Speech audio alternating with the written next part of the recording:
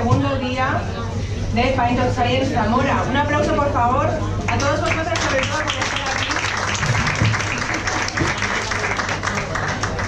Bueno, estamos encantadas, las tres organizadoras. Tengo aquí también delante a Silvia, a Marta, yo soy Ángela, de que hayáis confiado en nosotras y en Pint of Science, que seguro que ya os sonaba y por eso habéis venido, y por supuesto, en nuestras maravillosas ponentes, que seguro que también habéis oído hablar de ellas y os han interesado sus temas, y eso es lo que os ha traído a acompañarnos aquí hoy. Pint of Science es un festival que se lleva celebrando unos cuantos años, procede del Reino Unido. Allí empezó allá por 2013 y desde el Reino Unido se traspasó a España, y este es el primer año que Zamora se incorpora al festival. Así que si queréis celebrarlo y sois gente de redes, pues aquí tenéis un montón de redes donde podéis compartir fotos, vuestros comentarios sobre el evento. El hashtag de Zamora, la etiqueta de Zamora es Pint18Zam, así que así no somos solamente las organizadoras las que comentamos. Si alguno le dais o alguna le dais al Twitter, al Facebook o al Instagram, pues ahí nos podéis etiquetar. Tenemos que mencionar a nuestros patrocinadores y colaboradores. A nivel nacional tenemos FMC, que es una compañía del sector agrícola, Investigación y Ciencia, que es la versión española de Scientific American, una revista de ciencia con mucho rigor y con mucha tradición, y Vadillo Asesores. Y a nivel local, en Zamora, tenemos dos patrocinadores que son Cervezas Bermeja, que son unas cervezas de aquí, de la zona, que se elaboran en Marillo de Sayago, y que luego en el intermedio sortearemos algún lote de cervezas, así que estamos muy atentos a la primera charla para poder ganar un lote de esas cervezas o una camiseta como esta. Y también contamos con el patrocinio de la Fundación Caja Rural, como no también con otros colaboradores como el Ayuntamiento, gracias a quienes podemos contar con la colaboración de Marta haciéndonos la interpretación a lengua de signos, y como no con el Avalon, que por eso nos contamos aquí todos hoy. En cuanto más cositas que tenemos que decir, porque si no nos riñen, bueno, y porque vienen bien, si os apuntáis en estos días hasta mañana, pues hay una oferta exclusiva para conseguir investigación y ciencia con un 30% de descuento, que no está nada mal, y la revista es muy buena, y eso lo digo yo porque me sale, no porque me hayan obligado. Y además también podéis uniros al reto Huntit. Esto que es, bueno, pues podéis descargaros esta aplicación en vuestro móvil, subir alguna foto de qué bien nos lo estamos pasando aquí en el Pint of Science en Zamora, que se enteren que no todo va a pasar en Madrid, y de paso pues a lo mejor ganar unas gafas de sol, que ahora que parece que ya se anima el sol a salir, pues nos pueden venir muy bien. Y ya nada más, ya no me enrollo más con esto, ya paso directamente a presentaros a nuestras ponentes de hoy. Hoy tenemos ponentes de excepción de la Escuela Politécnica Superior de aquí, de Zamora. Las dos de ellas. La primera es Beatriz García Vasallo, que la tenemos aquí, a mi lado. Beatriz estudió física en la Universidad de Salamanca, se doctoró también en esa universidad en la rama de electrónica. Después se fue a Francia a hacer allí lo que en ciencias se denomina un postdoc, una etapa un poco indeterminada entre el doctorado y cuando ya te dan un puesto más oficial, más o menos. Sí, totalmente. Y pues después ya volvió de nuevo a Salamanca como profesora, y ahora está pues a caballo entre Salamanca y Zamora. De hecho, le tenemos que agradecer mucho que esté aquí, porque cuando termine la charla se tiene que ir corriendo a por el autobús de vuelta a Salamanca. Y es subdirectora además de la Escuela Politécnica Superior de Zamora. Así que ella dice que solo es papeleo, pero también es de agradecer, porque es lo que nadie quiere hacer. Así que, y también se habrá ganado el puesto. Sus investigaciones, bueno, pues ahora nos va a contar un poquito de ello, para que lo entendamos, pero bueno, pues ella se dedica a la rama teórica de la física aplicada, eso es lo que me ha contado hasta ahora, y algunas de las aplicaciones pues pueden darse en transistores o en investigar cómo podemos mejorar y aumentar la velocidad de las telecomunicaciones. Así que, sin más, os dejo ya con Beatriz García Vasallo. Un aplauso, por favor.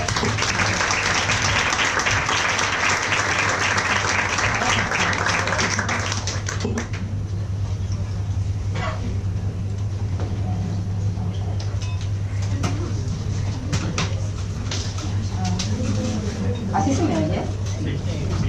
¿Sí está bien? Vale.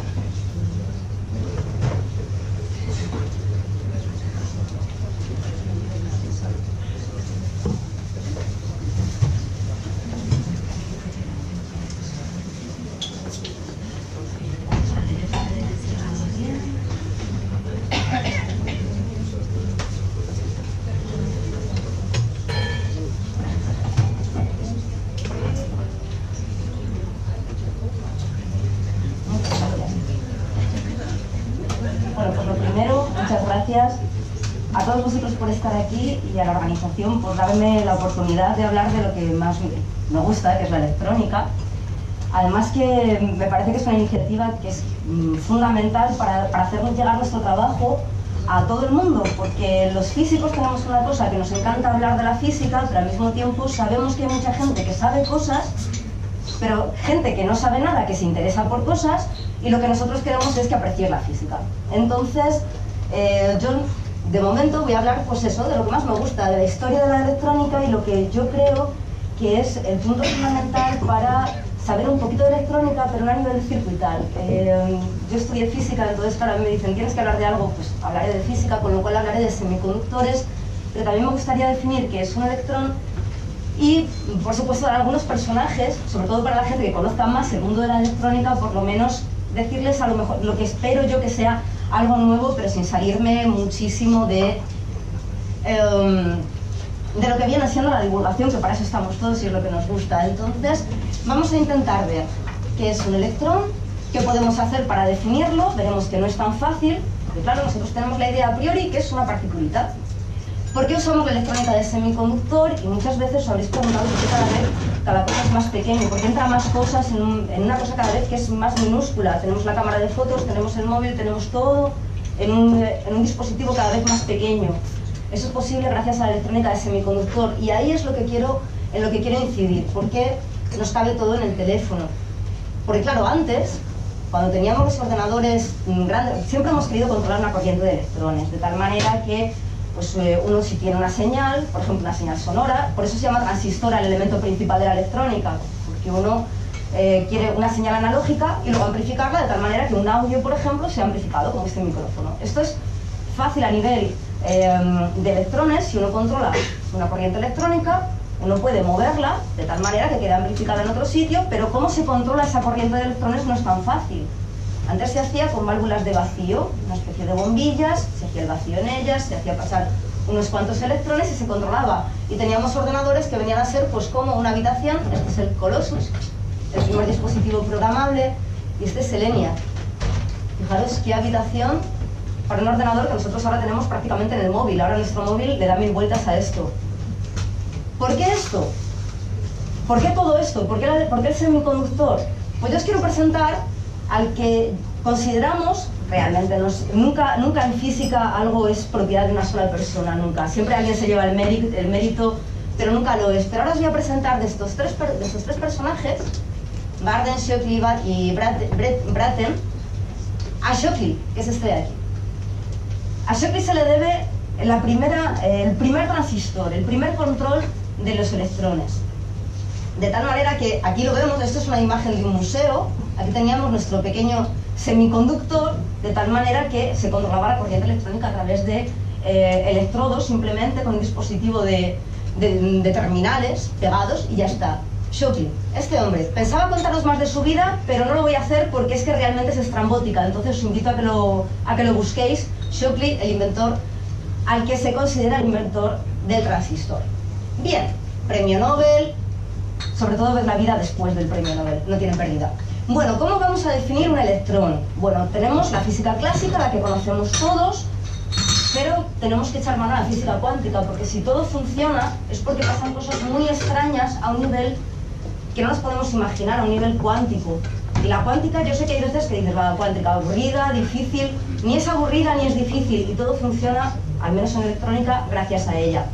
Y luego vamos a ver qué son los materiales semiconductores, por qué los utilizamos, para qué. Bueno, física clásica.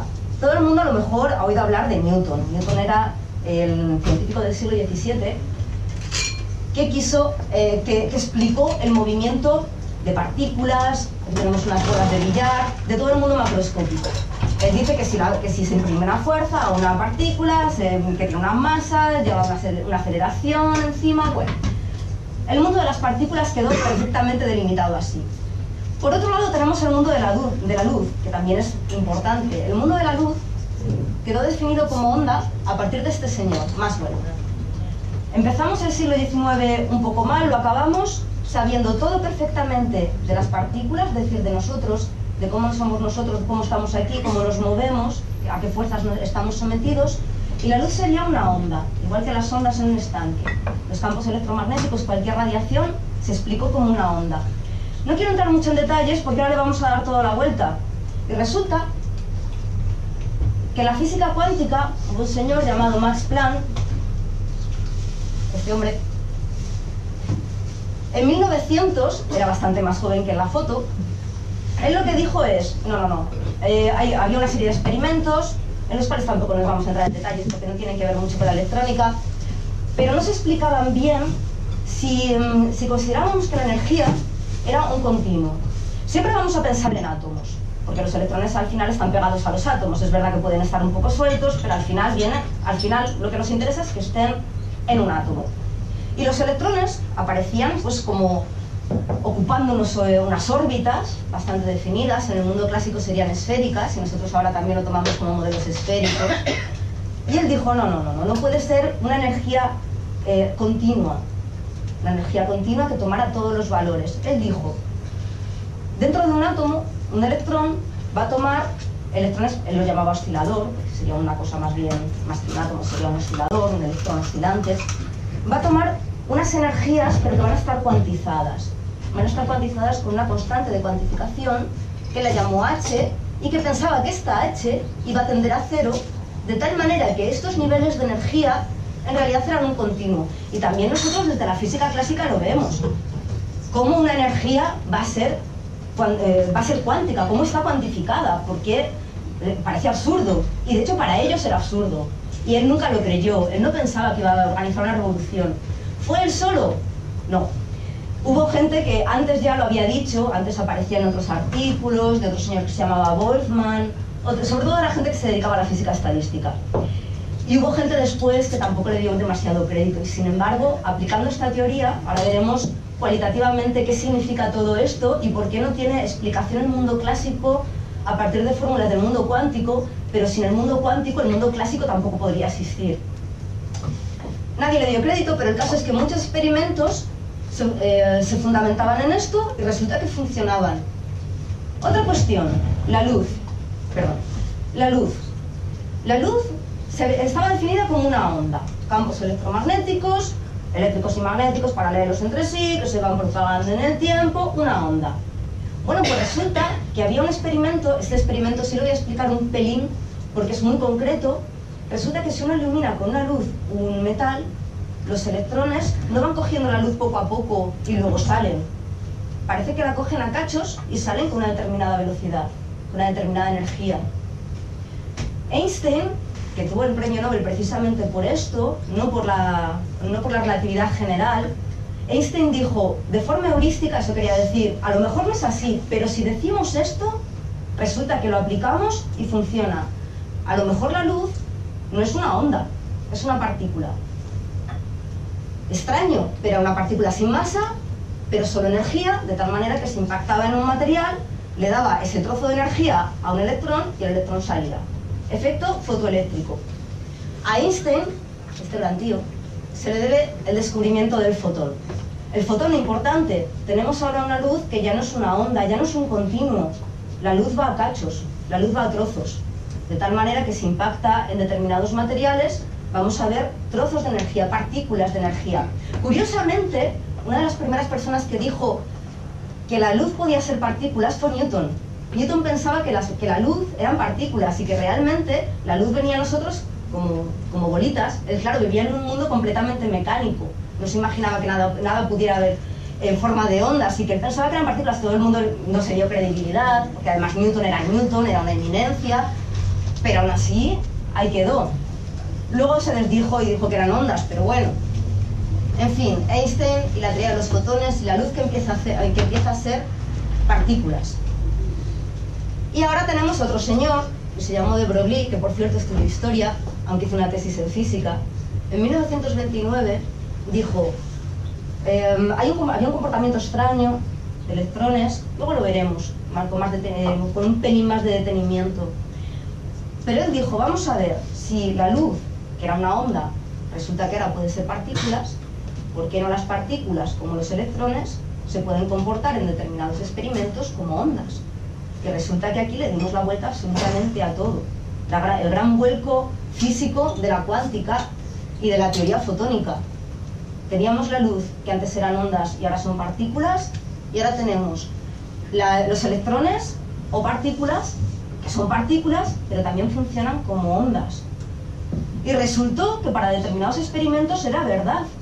Y de hecho, existe esta teoría, este experimento, que prueba que los electrones o cualquier partícula son ondas, aparte de que son partículas. Y dependiendo del experimento, funcionará como ondas y como partículas.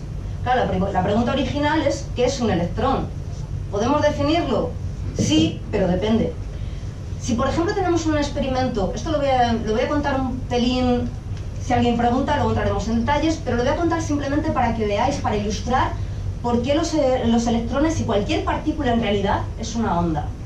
Si uno tiene una doble rendija, a nadie se le escapa, que si uno tiene, vamos a imaginarnos bolas de billar o balas, pues va a tener, si tenemos aquí diferentes cajas detectoras, determinados patrones. Si abrimos una rendija, si abrimos las dos, si abrimos solo la otra, y tenemos un patrón de este tipo, que no tiene nada que ver que si hacemos pasar a través de la doble rendija una onda. Entonces, de ahí, por ejemplo, cuando se pensó que la luz era una onda, se hizo pasar a través de una doble rendija, y entonces se vio ese patrón de interferencias, y se dijo, ah, pues es una onda. Y sin embargo, si las rendijas son suficientemente pequeñas, el patrón de los electrones es exactamente igual que el de una onda. Esto viene por tiempos, es decir, primero esto con un poquito de tiempo, con más tiempo, con más tiempo y con mucho más tiempo. Si uno es lo suficientemente, hace el experimento suficientemente detallista, con un tiempo adecuado, con un buen detector, se ve un patrón de ondas. Es decir, un electrón, los electrones que nos forman a nosotros, que pensamos que somos materia, porque somos materia, ¿no? Nosotros somos electrones, somos átomos. Los átomos tienen electrones, prácticamente hay un vacío muy grande entre un núcleo y un electrón, con lo cual prácticamente estamos vacíos, pero somos materia. Y sin embargo, los electrones son ondas, a veces, por lo menos. Esto dio muchísimos quebraderos de cabeza. De hecho, por ejemplo, hubo mucha gente, aquí tenemos a Bohr y a Einstein, discutiendo, porque de hecho hay una teoría de Bohr que nos dice que en un experimento, si un electrón, sus cosas, están diciendo, la teoría de Bohr lo que nos dice es lo siguiente: si hay un experimento en el cual se demuestra que un electrón es una partícula, no puede demostrar el mismo experimento que es una onda, y viceversa. Igual con la radiación es una onda, pero en determinados experimentos se comporta como una partícula. Claro, no pueden ser los mismos experimentos los que demuestren una cosa u otra. Es lo que se llama el principio de complementariedad de Bohr, de este hombre de aquí. Un gran conversador, que aquí presentamos su modelo atómico. Pensamos también en nosotros mismos, en el mundo clásico, el que nos rodea. Estamos acostumbrados a él. Somos materia, pero la materia ¿qué es? Según este señor Rutherford, este hombre de aquí, resulta que tenemos un pequeño núcleo y luego un montón de electrones girando, por supuesto en órbitas esféricas, ¿no? Que es lo perfecto, lo clásicamente perfecto es la esfera. Pues vamos a poner órbitas esféricas, pero este dibujo está trampeado. En realidad los electrones estarían muy lejos, mucho más lejos. Somos prácticamente vacío. De hecho, para muchas radiaciones somos invisibles. Pasan a través de nuestros átomos, los electrones están muy alejados. Entre este punto y este punto hay vacío. Y sin embargo, este Bohr lo que dice es, ya, pero los electrones se comportan como ondas, porque resulta que estas órbitas no va a ser cualquier órbita. Y vamos a llamarlo a partir de ahora orbital, porque de momento no vamos a saber ni qué es. Lo que sí que sabemos es que estos electrones pueden estar en órbitas separadas del núcleo, pero siempre van a ir a cachos. Ese cacho, ese salto de una órbita a otra, tendrían una serie de condiciones para moverse, una longitud de onda, el número entero, bueno, tienen que ser órbitas establecidas, en las cuales el electrón se mueva cómodamente, vamos a decir. De tal manera, me acoplo, de tal manera, como los electrones, de tal manera que van a caer hacia niveles, van a subir hacia otros niveles, van a irradiar energía de forma cuantificada. Y esto es muy importante, pero os voy a presentar a mi favorito, el Redinger, el de la función de ondas. Este sí que era un crack, el del gato de Redinger. Este señor sí que fue, y también os invito a que busquéis las vidas de estos señores. La de este no tiene pérdida. También luego buscar la de Shockley y compararla. Este señor intentó definir ese mismo electrón con una función de onda, de tal manera que ahora ni siquiera tenemos ondas esféricas, no tenemos órbitas esféricas, ahora tenemos orbitales, pero los electrones no están ahí. Según este señor, la ecuación de ondas, los electrones estarían descritos por una ecuación de ondas, pero esa ecuación de ondas no quiere decir que vayan por ahí. Es la probabilidad de que los electrones estén por ahí. Y es la descripción más apropiada para este tipo de sistemas. Un electrón es una onda, es una probabilidad. ¿Qué es un electrón? Nunca lo podremos saber, nunca nadie ha visto un electrón. Utilizamos los electrones para nuestras cosas, somos electrones, tenemos electrones, si no, la materia no existiría. Y sin embargo, definir qué es bastante difícil. Es Redinger. Como me cae muy bien, pues siempre lo comparo con ese gran monstruo Nosferatu. Es que realmente le dio toda la vuelta a todo. Él empezó con una mecánica que realmente no tenía por qué ser cuántica. Él dijo, bueno, pues definamos una función de ondas, aplicamos nuestras matemáticas, era un gran matemático. Aplicamos nuestras matemáticas y resulta que lo que obtenemos es una energía que está cuantizada. Todo el mundo quería librarse de la energía cuantizada. Es que una energía cuantizada es como un espacio cuantizado. Realmente, entre nosotros, realmente estamos sometidos a una red. Eso nunca lo hemos visto, porque la dimensión la más pequeña a la que hemos llegado realmente parece que es un casi continuo, un continuo, que sepamos. Pero no, estamos a ¿cuántos? Estamos a golpes, en realidad. Y resulta que funciona. Es increíble que funcionen estas teorías, dadas la vuelta, y funcionan. Es Redinger, otro gran tío. Bien. Efectos cuánticos que nos vamos a encontrar en dispositivos electrónicos. Y ahí ya me meto más en vereda, voy a ser breve, Simplemente tendremos electrones saltando de un lugar a otro, de aquí por aquí, esto sería un punto cuántico, y aquí tenemos un cable cuántico con electrones saltando de un lado a otro.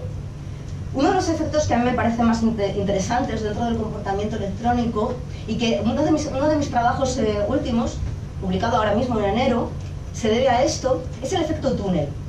Resulta que, claro, tenemos una nube de probabilidad, es la que define más bien el electrón, pero si el electrón se encuentra con una pared, resulta que clásicamente no podría atravesarla. Realmente necesita, por ejemplo, energía para saltarla, romper la pared, y sin embargo, según la mecánica de Redinger, la mecánica de ondas, aquí se puede ilustrar, esto es, por supuesto, es un amago de ilustraciones para entenderlo. Aquí viene la probabilidad de encontrar un electrón por aquí, aquí tenemos una pared, y resulta que hay una cierta probabilidad de que parezca en el otro lado, y aparece. Y lo estudiamos, y es más, lo utilizamos. Ahora mismo veremos cómo lo utilizamos, no este mismo efecto, pero cómo también esta separación entre probabilidades y demás tiene bastante interés. Es como si nosotros hemos dicho, estamos llenos de electrones, podríamos ser descritos por una función de ondas, compleja, pero somos ondas. ¿Podríamos atravesar una pared? Pues cuánticamente hay una probabilidad de aparecer en el otro lado, tal y como estamos aquí. Pero la probabilidad realmente es muy pequeña, lo podemos intentar muchas veces, que no lo conseguiremos. Semiconductores. Bien, ahora sí. Vamos a hablar un pelín más de semiconductores porque es en esto en lo que se basa la electrónica. Hemos hablado de luz en forma de fotón, electrón en forma de onda. Ahora utilizaremos electrones, como ya sabemos que son partículas, pero también son ondas, pues lo podemos utilizar a voluntad, dependiendo. Es una teoría que nosotros llamamos semiclásica. Y además vamos a ver cómo se comportan los núcleos de silicio. Todo está hecho de silicio. Todo en electrónica ahora mismo, a nivel comercial, es silicio y como mucho silicio germanio, sobre todo silicio. Y en el átomo de silicio tenemos, bueno, aquí los pongo esféricos, clásicamente la forma perfecta, pues allá va. Y tenemos en el último orbital 4 electrones que van a formar enlace, son los electrones de valencia que formarían enlace con otros átomos para crear una red cristalina. Pero claro, ya hemos dicho que esto no es tan sencillo. En realidad, cuando se aproximan los átomos, aquí tengo dibujada la distancia interatómica, a medida que se van aproximando los átomos, se van desdoblando estos niveles energéticos que veíamos anteriormente. Todo esto no es tan esférico, esférico es demasiada perfección. Se desdoblan y aparece una distancia interatómica en los cuales aparecen como todas las energías de todos los niveles atómicos puestas una tras otra, en una banda de energía. Una por abajo y otra por arriba, una más cercana a los átomos, en los cuales estarán sobre todo los electrones de valencia, y sin embargo, una que está por arriba, en la cual, si los electrones van, tienen muchos estados energéticos y se van a mover libremente. Así que fijaros lo que queda, es una cosa, la cosa más curiosa en la que se basan todos los semiconductores, y es bastante cuántica. Tenemos aquí niveles energéticos que están tan juntos que parecen un casi continuo, en realidad no es un continuo, porque ya hemos visto que están cuantizados, y aquí otros electrones, por aquí estaría el núcleo, ¿no? Por aquí, más cerca, de tal manera que los electrones de la banda de valencia están por aquí pegados, los de conducción están por aquí, más bien libres, y todos se pueden mover, ojo, si existen estados vacíos de energía. Si no existen, no se pueden mover, se quedan quietos. Por ejemplo, imaginemos que toda esta banda, que la vamos a llamar banda de valencia porque está muy cerca de los átomos, está llena de electrones. Estará llena, pero ningún electrón se va a mover. Hace falta que los electrones salten a la que vamos a llamar banda de conducción para que se muevan. ¿Por qué nos interesa eso? Porque eso lo controlamos nosotros. De momento no mucho, pero un poquito sí. Ya vamos controlando unos electrones que están aquí en una cantidad pequeña y que nosotros podemos controlar realmente esa cantidad. Claro, evidentemente en la naturaleza, en un enlace que se llama covalente, va a pasar esto y no va a pasar siempre de la misma manera. En el silicio, más o menos tenemos un gap que vamos a decir que es pequeño, de tal manera que los electrones pueden saltar entre una y otra banda. En un aislante el gap es muy grande, de tal forma que los electrones se quedarían por aquí en la banda de valencia. Hay estados de energía, están cuantificados, pero es que necesitamos en estados libres. No podemos saltar de cualquier manera, no vamos a poder mover el electrón de cualquier manera. Así que aquí tendríamos un aislante, pero incluso se pueden solapar. La naturaleza es maravillosa, si se solapan, tenemos un metal. Los electrones ahí sí que se pueden mover libremente. Bueno, pues lo que tenemos es una banda de valencia, por aquí tendríamos todos los estados cuantizados de energía, muy juntos pero no tanto, una banda de conducción que estaría por aquí arriba, y electrones que si están por aquí todos no se van a mover, pero si salta uno a la banda de conducción, por ejemplo por efectos térmicos, se va a mover. Aquí en particular aplicamos un campo eléctrico, a lo mejor esto es un pelín más técnico, uno aplica un campo eléctrico, si el campo eléctrico va para allá, como el electrón tiene carga negativa, lo vamos a simular como una bolita, ¿verdad? Aunque también lleva su función de ondas, y va para allá. Claro, no va todo para allá, va dando botes, por eso ahí lo hemos representado como asaltos, porque no es tan direccional, ¿no?, el movimiento de ningún electrón. Pero aquí pasa también una cosa muy curiosa en electrónica, y es que en la banda de valencia no solo tenemos electrones que tenemos, lo he dicho bien, tenemos electrones que van para el mismo lado, pero ojo, si falta uno, tenemos aquí una cosa que falta. Esto en electrónica también es importante, los huecos. Es importante que haya electrones para arriba en la banda de valencia, pero también electrones que vayan para arriba y lleguen a la banda de conducción, y huecos que se queden en la banda de valencia, para que ellos salten ellos solos. De tal manera que ahora lo podemos controlar con una cosa que no queremos nunca para los deportistas, pero sí que lo hacemos para los semiconductores, que es doparlos. ¿Qué significa para nosotros doparlos? Coger un átomo de silicio, quitarlo y poner un átomo de otra cosa. De tal manera que la otra cosa, con una valencia diferente, aporta electrones o huecos. Y así ya controlamos si son electrones o huecos. Fijaros que estamos controlando perfectamente, por lo menos, un trozo de electrones, un flujo de electrones, que pueden ser electrones y además que puede ser, digamos, todos los electrones menos uno, que es un hueco. Bueno, pues con esto ya tenemos controlado todo y en esto se basaba todo nuestro semiconductor. Pero también, ya voy a ir acabando, no os preocupéis. También hemos dicho, ¿y para qué nos has contado lo de los fotones? Que las partículas de luz, los electrones que van y que vienen.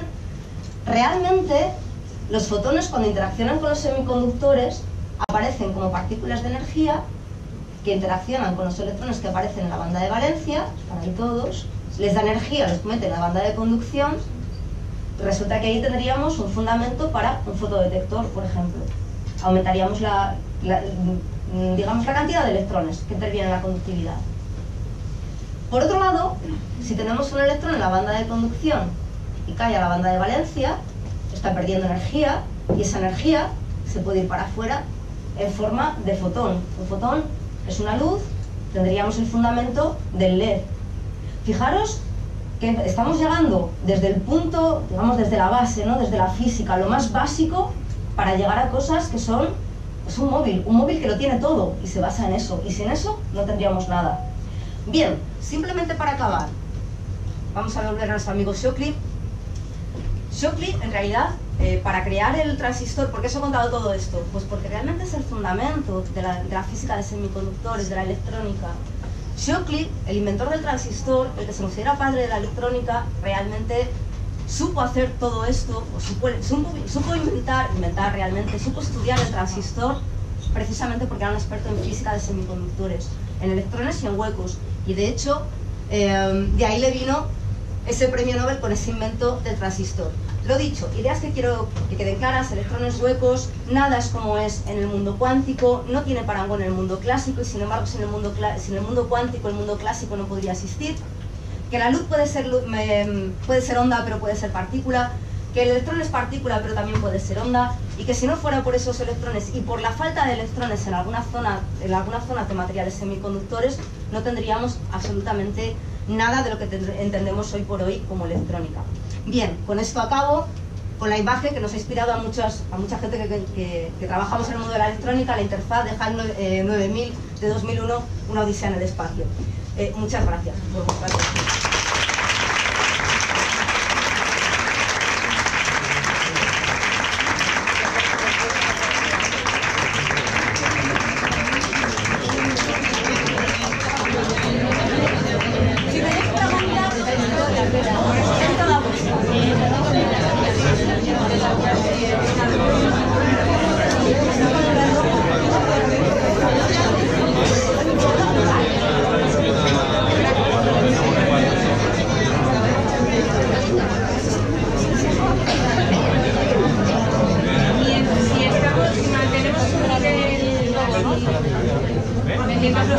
Mientras nos cambian las filas de pinganillo, podemos contestar alguna pregunta.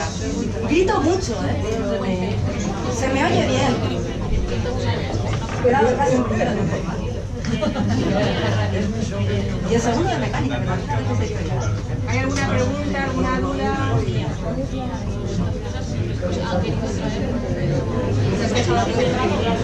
¿Nadie tiene ninguna pregunta? Por favor. No me puedo creer que nadie tenga ninguna pregunta. ¿Nadie, seguro? Bueno, yo voy a preguntar una curiosidad que se me ha quedado a mí, ya que nadie pregunta, pues... Esos dos aparatos que salieron al principio, así como muy tochos, muy grandes, el ENIAC y el Colossus, ¿para qué se usaban? El Colossus, como nunca me acuerdo lo que me ha apuntado, pero si me permites volver para atrás, sí. El Colossus era el primer programador digital.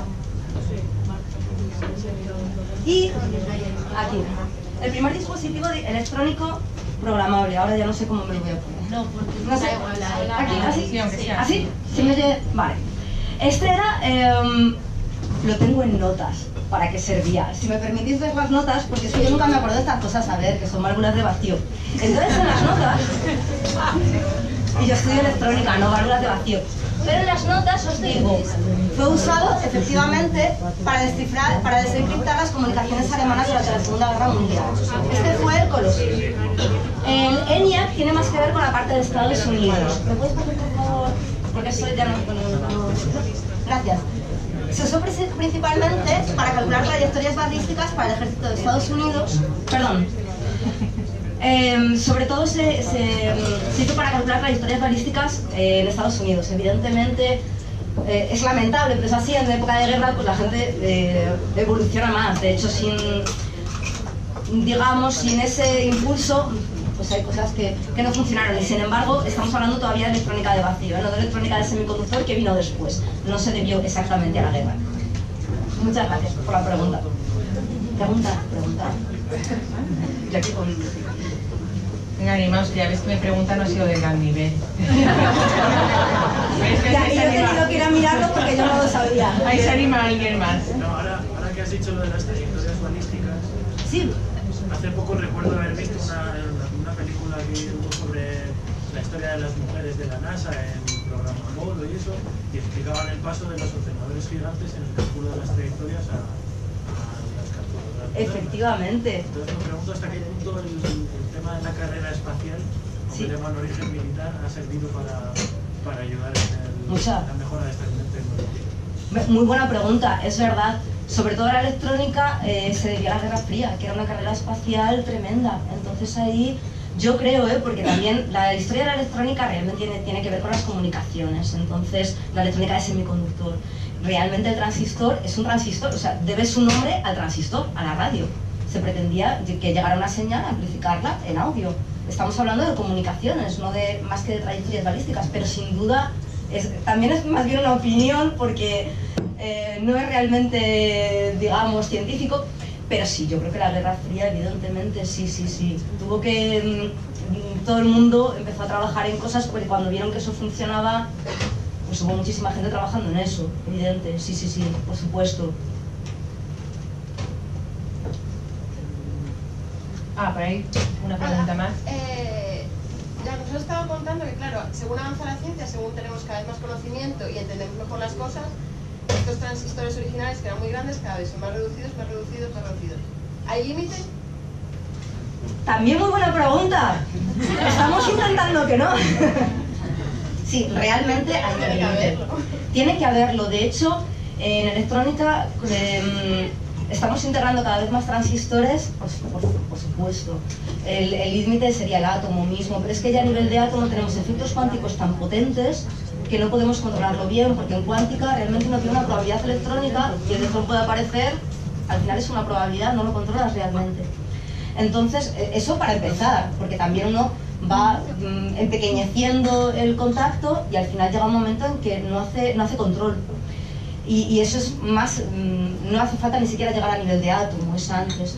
Entonces, y efectivamente, también es muy interesante porque en electrónica tenemos una ley, la ley de Moore, en la cual vemos que el número de transistores integrándose es cada vez, el crecimiento es exponencial, es cada vez más grande. De hecho, prácticamente en los últimos años es prácticamente una recta. De tal manera que, claro, queremos que cada vez sean más pequeños, para que tengamos más y que cada vez sean más rápidos, pero además que funcionen. ¿Qué hacemos los investigadores? Intentar buscar otras alternativas a un transistor que es el que se utiliza hoy en día, que es el MOSFET. Dos MOSFET enfrentados en una cosa que se llama complementary MOS. Uno con electrones y otro con huecos, además. Y claro, es muy difícil encontrar una alternativa viable, pero es que estamos llegando al límite ya de control de la corriente de electrones. Así que nada, intentando. Sí. ¿Y los ordenadores cuánticos? También muy buena pregunta. Yo creo que no van a funcionar nunca. Ha preguntado por los ordenadores cuánticos. Los ordenadores cuánticos, a mí me parece un tema apasionante. Yo tuve una asignatura y hice un trabajo con ordenadores cuánticos porque me apasionó. Pero a nivel de investigación pueden funcionar muy bien, pero al final no tiene una probabilidad, no la controla. Entonces, por ejemplo, estaba trabajando con el spin electrónico, para el más un medio, menos un medio, cómo cambiarlo, pero al final no se encuentra con la probabilidad, que es lo que mata los ceros y los unos electrónicos, al final no están tan bien determinados. Entonces pensamos que es por eso, por lo que la verdad es que poca gente le da credibilidad a los ordenadores cuánticos, pero a nivel de investigación es una cosa que a mí, como física, claro, yo al final soy física, me parece de lo más interesante que hay. Una cosa muy rara. ¿Tiene algo que ver esto, o dicho de otra manera, el Bitcoin tiene algo que ver con esto? Yo espero que no, porque... No, tiene que ver más con software. Yo creo, pero es que yo no soy especialista en esto, no sé. El Bitcoin yo creo que tiene que ver con... Eso lo estoy diciendo sin saber, A lo mejor un informático en la sala... Software. El software es que yo no sé cómo encriptáis. Tu informático, ¿cómo encriptáis para que...? Yo si quieres te lo explico, pero 15 minutos... Te cuento los algoritmos de optimización que quiero. Logaritmos discretos. El logaritmo discreto es un problema NP completo. Empezamos por ahí, después 15 minutos más. Yo creo que necesitaríamos un par de horas. Con 15 minutos. Pero es verdad, es más software. Es que es verdad que hablando de electrónica, la electrónica es el hardware y la informática es más bien el software. Entonces es verdad que hay un límite muy fino entre las dos cosas. De hecho, por ejemplo, yo he dado clase de informática, pero no es informática lo que yo doy, porque la informática es más software. Y sin embargo, sin el hardware, que es lo mío, digamos, pues no tendríamos nada tampoco. Pero claro, ahí estamos los electrónicos y los informáticos, cada uno con nuestro campo, y claro, no tiene mucho que ver aunque tengan relación. Y es verdad que a veces da lugar a muchos equívocos. Yo tengo otra pregunta. Muchas gracias por la... Aprovechando que el compañero ha preguntado si hay límite en el espacio de cuántos transistores se meten, físicamente hay límite en el tiempo de cómo de pequeño se puede hacer un ciclo de reloj para que las cosas vayan más rápido. Sí, al final necesitas un tiempo de respuesta para todo, porque no... Al final, bueno, en un MOSFET, que es lo que se está utilizando hoy en día, es tan básico como que los electrones salgan de un electrodo y lleguen a otro. Y al final lo acortas, al final pueden ir más rápidamente y tú puedes trabajar con más frecuencia. Claro, al acortarlo te vas quedando sin control del electrodo de puerta, de tal manera que al final eso no te vale para nada. Entonces, claro, ahí está el límite, que es que tú quieres acortar el tiempo, pero ¿cómo? Acortándolo en el espacio. También intentamos, mira, ahora que me lo preguntas, te voy a contar una cosa que es lo mío. Por ejemplo, intentamos acortar ese tiempo aprovechando el efecto túnel, de tal manera que con electrones que vengan de un contacto, que pasen o no pasen, pero por probabilidad túnel. De tal forma que tengamos el nivel 0 y el nivel 1, pero por túnel, y es mucho más rápido. Porque claro, los electrones al juntar las bandas así, no de esta manera como las he puesto yo, sino así. Los electrones pueden estar en este otro lado y ese paso es prácticamente está ahí, es que es muy rápido. Entonces enseguida se puede nivelar la concentración de electrones, por eso. Pero está bajo estudio. Es un dispositivo que si te interesa es muy interesante, que se llama TIFET. TIFET, transistor de efecto de campo mediante túnel, por efecto túnel. Ahí está. Está bajo observación todavía, pero hay mucha gente interesada en eso, precisamente, en cómo acortar, pero no siguiendo otros caminos, ensayando otras cosas. Si hay alguna otra pregunta, nos da tiempo a la última, y si no, pasamos a nuestro descanso. Bueno, No, me queda tiempo. Damos un aplauso a Beatriz.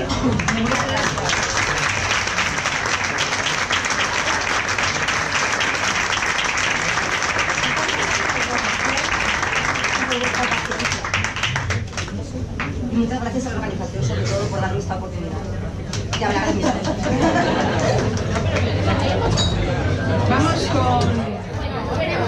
Vamos con nuestra segunda charla, en la que nos sirve. Me gusta mucho esta combinación de, cuando elegimos la combinación de charlas para hoy, quedamos muy contentas porque teníamos dentro de la tecnología una combinación que probablemente no se repita en casi ninguna otra ciudad.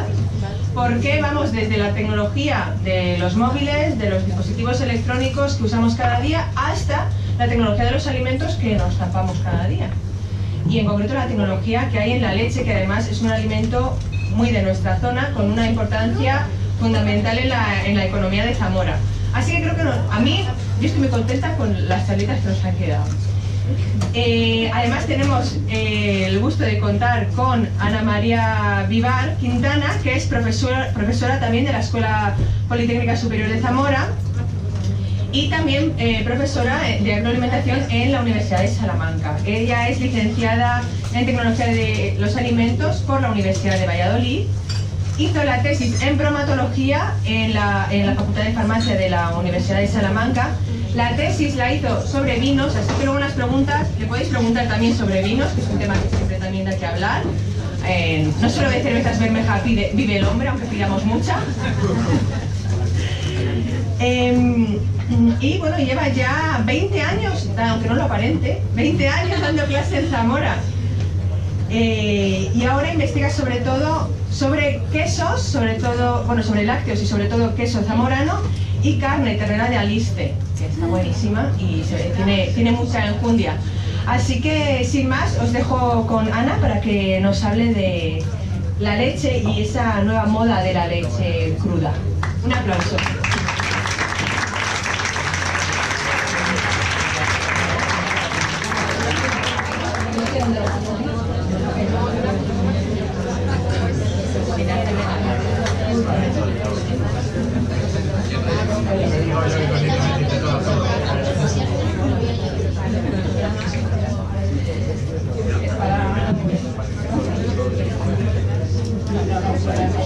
Vale, bueno, pues vamos a cambiar un poco de tercio, ¿vale? Nada que ver con el tema de la física de antes. Ahora vamos a cosas que se comen. No sé si el título os resulta curioso o no. No sé si sois conscientes del auge que tiene ahora mismo el consumo de leche cruda a nivel mundial, ¿vale? Quizás en España nos pilla un poco a trasmano, porque es verdad que somos pocos. No me incluyo. Es poco de las personas que están consumiendo leche cruda, ¿vale? Pero en otros países el número ya es importante. Entonces, ¿qué quiero hacer yo? Yo solo quiero contaros cosas, para que cada uno luego forme su opinión, ¿vale? Aunque podamos debatir entre distintas opciones.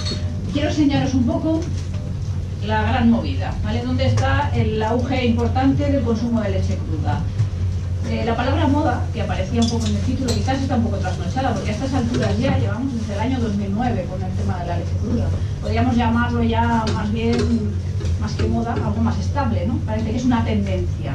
El consumo de leche cruda se está convirtiendo en tendencia. Los defensores de la leche cruda, la campaña más potente que hay de consumo de leche cruda es esta, Real Milk, en Estados Unidos. Podéis entrar en internet, tienen ciertos de foros, bueno, información toda la que queráis, luego contrastarla o no es más difícil. Utilizan muchos argumentos para la defensa de la leche, pero sobre todo se basan en un pilar fundamental. Ellos dicen, ¿por qué el consumidor no tiene derecho a decidir qué come? Porque la legislación no me permite que yo compre leche cruda si yo la quiero consumir. Ese es su pilar fundamental, ¿vale? Ellos dicen que detrás de la prohibición de consumir leche cruda, aparte de que puede haber algún condicionante más o menos sanitario con los que ellos no están de acuerdo, están los intereses económicos de las grandes industrias lácteas, que ven en el potencial ganadero que produce su leche y la vende un competidor difícil, ¿vale? Ese es el argumento de los defensores de la leche cruda. Entre sus ideas, luego las iremos viendo, está esta, que se repite muchas veces. El tratamiento térmico lo que hace es destruir el valor nutritivo de la leche. Si yo caliento la leche, no es la misma leche que si no la hubiera calentado, ¿vale? Esa es una de sus premisas. En el otro lado, los que han decidido que esto no puede seguir, que hay que pararlo, que hay que hacer algo. Las agencias de seguridad alimentaria de casi todo el mundo. El reportaje que tenéis ahí es de la FDA, que es la Agencia de Control de Alimentos y Drogas de Estados Unidos. Pero todas las agencias que os he incluido aquí, y hay muchas más, tanto europeas como Estados Unidos, tienen en sus páginas escritos especiales indicando al consumidor los riesgos que puede suponer para su salud consumir leche cruda. El mensaje fundamental de esta otra parte es la seguridad. La leche que ha sufrido un tratamiento térmico es una leche segura. Ese es el mensaje que se intenta transmitir, ¿vale? Estos son los dos polos que tenemos ahora mismo. Pero vamos a explicar un poco más de qué va. Vamos a empezar por España. ¿En España se puede comprar leche cruda? Si os pregunto, ¿me decís? Sí. En España se puede comprar leche cruda. Por internet. Me la traen a casa mañana. Vale, 24 horas. Tenemos una situación curiosa, pero es muy típica de los españoles. Nosotros tenemos una reglamentación europea. Hay un reglamento europeo del año 2004, el que tenéis ahí, el 852 y el 853, que dice en la Unión Europea se puede comercializar con leche cruda. Si usted cumple los requisitos que nosotros le decimos, si su leche está certificada de granja, si tiene unos mínimos de microbiología, si ha hecho todas las medidas higiénicas que se le piden en su granja, usted la puede vender.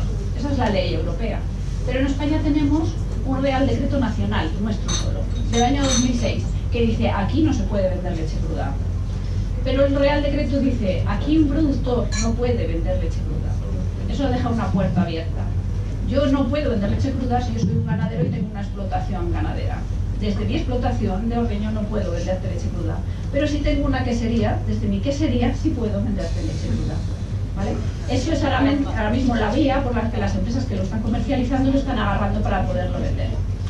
Esta situación es anómala y no tiene ningún sentido. Hay que tomar una decisión. No se deja o no se deja. No podemos tener una ley y otra que se contradicen mutuamente. Habrá que decidir algo, ¿vale? Entonces el Estado español en el año 2015, para que veáis que esto viene de lejos, hemos empezado en 2009, pero hasta el 2015 al Estado español no le parecía raro que hubiera un Real Decreto y un decreto del 2004 y 2006 que se contradecían, nos pareció raro en 2015. Bueno, en 2015 se pide a una comisión que haga una investigación. Hubo un montón de expertos, tenéis ahí, y está en internet si queréis ver, un informe muy largo, entre otras cosas, se le pregunta por la leche cruda, si se debería o no se debería dejar comercializar leche cruda, ¿vale? Hubo más preguntas en el informe, pero esa era la fundamental. El informe concluye: consumir leche cruda es un riesgo importante para el consumidor. Creemos que aún no debería permitirse el consumo de leche cruda. Esa es la conclusión final del informe, ¿vale? Con más detalles o menos, pero entienden que hay un riesgo de crecimiento de microorganismos que puede ser potencialmente peligroso para el consumidor y que no se debería autorizar, ¿vale? No he dejado de estar en la prensa, estos son artículos todos del año 2017, de finales de año, noviembre, diciembre. Es una información de la que se ha quedado con la prensa. Dentro de las comunidades autónomas más beligerantes tenemos Cataluña, que está intentando por todos los medios que se apruebe definitivamente la medida para que sea más fácil la comercialización. El proceso catalán nos ha dejado esto parado, pero no quita que seguirá, ¿vale? Que parecía ya muy inminente, muy avanzado, pero está quieto. El Estado está trabajando en ello. Hay un borrador circulando, pero aún no es definitivo. Hay mucho miedo a dar el paso a que sí o a que no, ¿vale? Entonces, ahí estamos. Vamos a empezar por lo básico, porque quiero que toméis vuestra decisión. Si se podría o no se puede, si la tomaríais o no la tomaríais. Entonces vamos a conocer qué es lo que tenemos entre manos. Vamos a empezar por la materia prima, la leche. Eso es lo que dice la ley, que es la leche. La leche para nosotros es el líquido que sale de la hembra lechera. La hembra lechera tiene que estar sana y bien alimentada para que yo lo pueda consumir y no debe tener calostros. No sé si sabéis lo que es el calostro, es la leche que sale los primeros días, muy rico en inmunoglobulinas que ayudan al sistema inmune del ternero, ¿vale? Entonces, en ese periodo no se puede meter la leche para consumir. ¿Eso qué es la leche? Es también esto, el vaso de todas las mañanas o de todas las tardes, ese vaso líquido blanco que muchos le echamos cacao porque encima así solo no nos gusta, es sobre todo agua, ¿vale? Nosotros tenemos entre un 90 y 93, estoy dando cifras medias que varían mucho dependiendo de la raza, la época, la de lactación, cuánto tiempo hace que ha parido la vaca, hay muchos factores, pero bueno, estaríamos ahí. Aparte de agua, que es lo fundamental, tenemos varias sustancias. La mayoritaria es la lactosa. La lactosa es un azúcar, un disacárido, está formado por 2 unidades de lactosa. Lo conocéis todos porque ahora está muy de moda que haya intolerantes a lactosa, gente que le sienta mal sin ser intolerante, ¿vale? Y gente que simplemente cuando toma la leche sin lactosa le sienta mejor sin saber muy bien por qué. La lactosa se puede romper muy fácil, está formada por 2 unidades de azúcar con una enzima que se llama lactasa, que además la puedo comprar en la farmacia si no queréis pagar el precio de una leche sin lactosa, pues compréis la lactasa en la farmacia, le echáis en el vasito y hacéis leche sin lactosa en casa, ¿vale? Más barato. Bueno, pues esta enzima rompe el azúcar en 2, así que la leche que no tiene lactosa es más dulce, es la única diferencia, tenemos los mismos compuestos pero divididos. Además de la lactosa tenemos sustancias nitrogenadas. Para nosotros sustancias nitrogenadas son proteínas mayoritariamente, aunque en la leche hay algunos compuestos que no son proteínas, ¿vale? De esas proteínas que tenemos en la leche hay 2 grandes grupos. Uno se llaman caseínas, que son estas que están ahí. Están ahí porque son esféricas, tienen forma esférica, porque forman micelas en la leche. Para todos vosotros deberían ser muy importantes, porque gracias a su inestabilidad nosotros tenemos queso y yogur, ¿vale? Las caseínas son inestables cuando en el medio se añade una enzima coagulante como el cuajo. Cuando eso sucede precipitan, forman una cuajada gigante que cuando yo corto me desprenderá un líquido que se llama suero. Y en ese líquido que se llama suero están estas otras, las proteínas del suero, por eso se llaman así, el nombre era fácil, ¿vale? Dentro de esas proteínas del suero están las que también tenéis ahí, la lactoalbúmina, pero también están las beta-lactoglobulinas y todas las inmunoglobulinas que produzca el animal, ¿vale? Estarían en el suero. Además de ser inestables cuando añado una enzima como el cuajo, resulta que las caseínas son inestables cuando el pH cambia. Y si el pH baja, precipitan y entonces forman un yogur. En los 2 casos han sido ellas, pero han dado 2 compuestos completamente diferentes, de composición nutricional también diferente, porque no quedan atrapados los mismos compuestos. Además en la leche tengo grasa, en la de oveja y cabra tengo más, en la de oveja podemos andar en esos porcentajes, aunque la mayoría de nosotros vamos a comprar una leche con un porcentaje estandarizado, porque la industria lo estandariza, nos va a dar un 3,5, entre un 1,5 y un 1,8 si es leche semi, y por debajo de 0,5 si nos la venden como leche desnatada, ¿vale? Pero no es porque la vaca la dé así, lo hemos estandarizado. Además de eso tenemos gases. La leche tiene muchos gases. Las hembras lecheras cuando dan la leche tienen entre un 4 y un 5% de gas. En el transporte va a coger todavía más. Lo que hace la industria lo primero es quitarlo. Los gases no nos interesan, primero por el sistema de tuberías que tenemos y segundo porque podrían oxidar las grasas porque hay oxígeno, entonces es lo primero que vamos a retirar de la leche. Además tenemos vitaminas y minerales. Si os aburro me cortáis.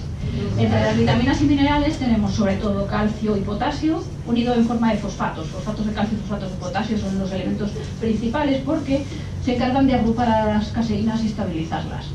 Además de esos minerales tenemos vitaminas, dos grandes grupos.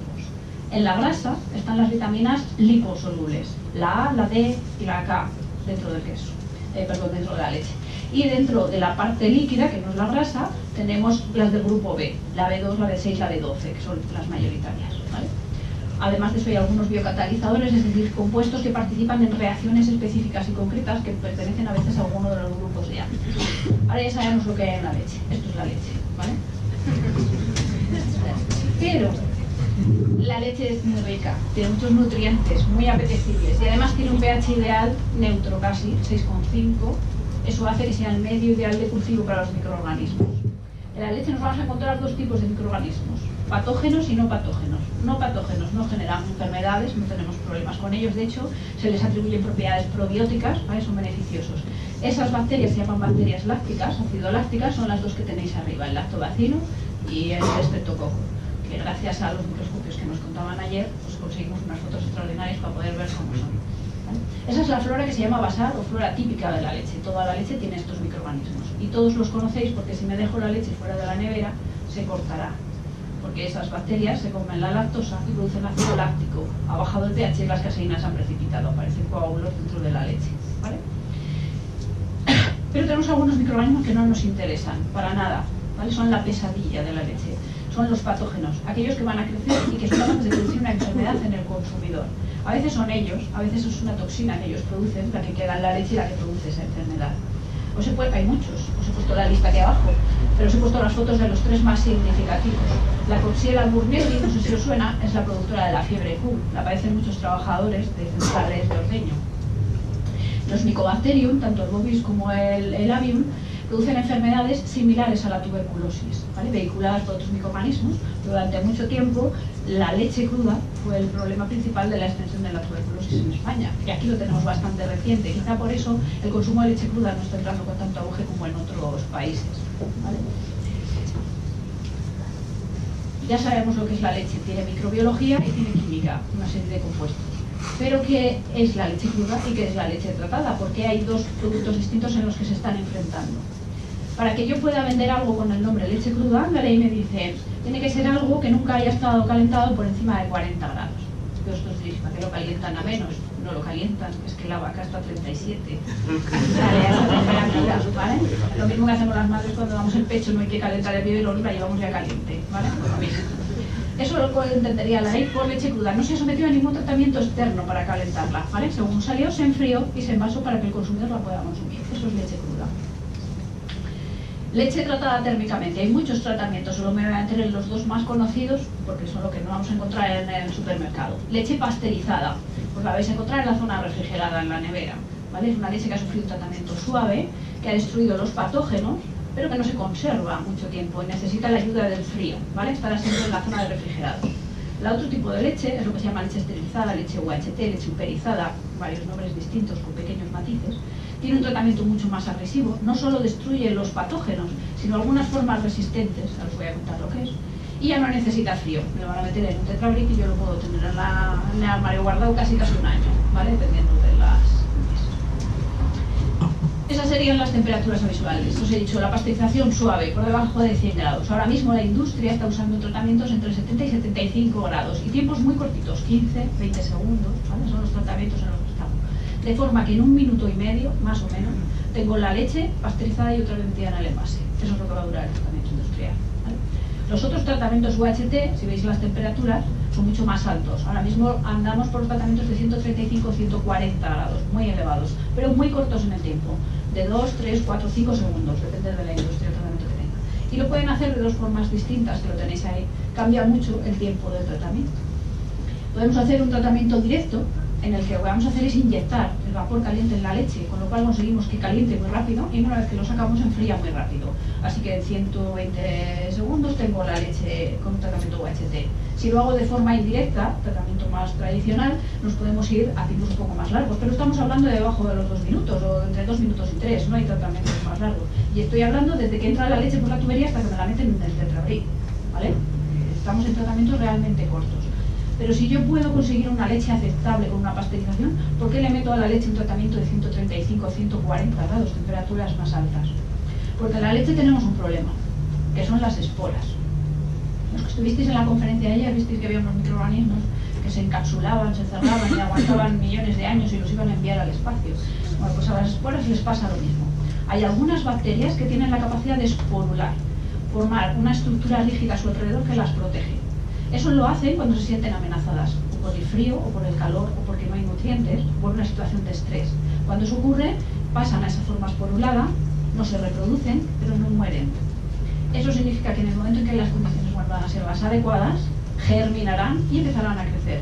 No las he destruido, están ahí todavía. Eso la pasteurización no lo va a destruir. Solo va a destruir aquellas formas que estén en su estado vegetativo, que no hayan esporulado, pero no es capaz de destruir la esporulación. Por eso nos vamos a tratamientos más agresivos como los UHT, las superizaciones o esterilizaciones. Si miráis esta gráfica, se ven 2 líneas de colores. A medida que yo aumento la temperatura, cuando la temperatura sube, necesito menos tiempo para lograr la misma destrucción de esporas. Por eso intentamos ir a tratamientos no de 100 grados, ni de 120 grados tradicionales, a 135 o 140, porque en 3 segundos puedo hacer lo mismo que antes tardaba 20 minutos en 111 grados, por ejemplo, ¿vale? Por combinaciones. Ahí tenéis un poco la gráfica. Los tratamientos UHT son los que estamos usando ahora y elegimos, porque cuando un tratamiento se encuentra por encima de una línea, significa que la destruye. Cuando se encuentra por debajo, significa que aún no lo ha destruido. Un tratamiento UHT está por encima de las líneas de los microorganismos, mesófilos o termófilos. Eso indica que crecen a temperatura media o alta. Significa que los ha destruido, pero está por debajo de muchas líneas de algunos nutrientes de la leche. Significa que aun siendo un tratamiento muy agresivo en temperatura, cuando yo a alguien digo que caliento a 140 grados parece muy alto, estoy provocando menos pérdidas en nutrientes que otros tratamientos inferiores, que eran la esterilización tradicional, que lo tenéis ahí en la parte de arriba. Uso temperaturas más bajas, pero como los tiempos son más largos, en definitiva tengo una destrucción nutricional más importante, ¿vale? Por eso nos estamos yendo a estos tratamientos. ¿Cuáles son los argumentos de las dos partes? Porque ahora ya sabéis lo que es leche cruda y lo que es leche tratada, ¿vale? ¿Por qué unos defienden una y por qué otros defienden otra? Los que defienden la leche cruda dicen que se ha perdido valor nutricional, es imposible calentar un alimento a 135 grados aunque esté 3 segundos y que todo esté como estaba, que algo ha cambiado, que he perdido, que esa leche no es la misma leche que salió de la vaca. Además dicen que hay otros compuestos no necesariamente nutricionales que nos ayudan, que la leche es capaz de regularse sola, que si yo dejo una leche en buenas condiciones sanitarias de unos animales cuidados, esa propia leche controlará el crecimiento de patógenos, no necesitará que yo haga un tratamiento para pararlos.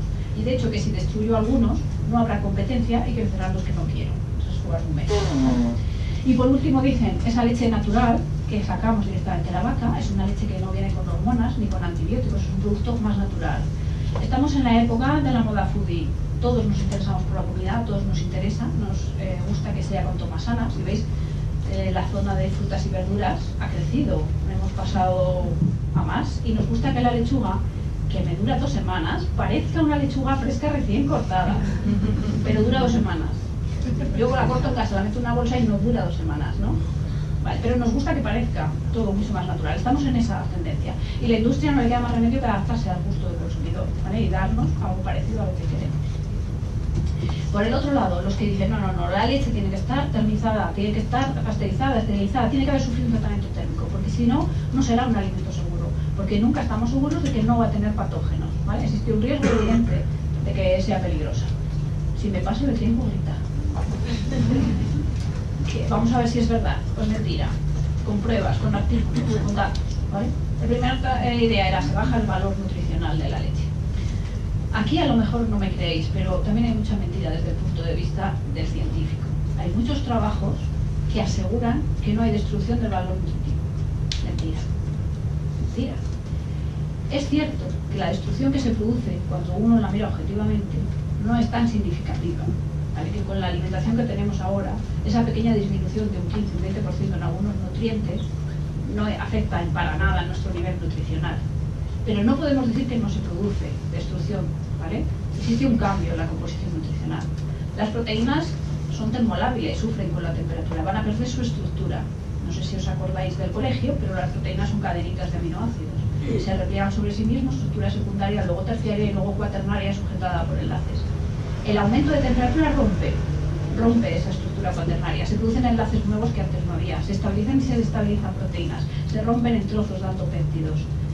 Que eso sea bueno o malo, que sea más o menos disponible, que tenga el mismo valor nutricional, será algo que habrá que discutir con más tiempo, pero ocurre, no podemos decir que no ocurre, ¿vale?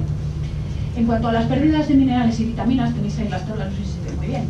Esas gráficas están representadas no por cantidad absoluta, por eso digo que a veces la ciencia intenta mentir un poco también. Cuando yo represento esto por esto, hablo como... La RDI es la dosis diaria recomendada. Yo puedo deciros cuánta vitamina se ha destruido, o puedo deciros cuánto porcentaje sobre la dosis diaria recomendada de esa vitamina he perdido. Si yo lo expreso en eso, no hay diferencias, porque estamos hablando de porcentajes tan pequeños que la de pérdida no se nota. Pero si yo te digo cuánta vitamina he perdido, te puedo decir que he perdido hasta un 15 o un 20% en vitamina, en cantidad absoluta. ¿Entendéis lo que quiero decir? Dependiendo cómo yo lo exprese, el dato parece otro, pero la pérdida ha existido, ¿vale?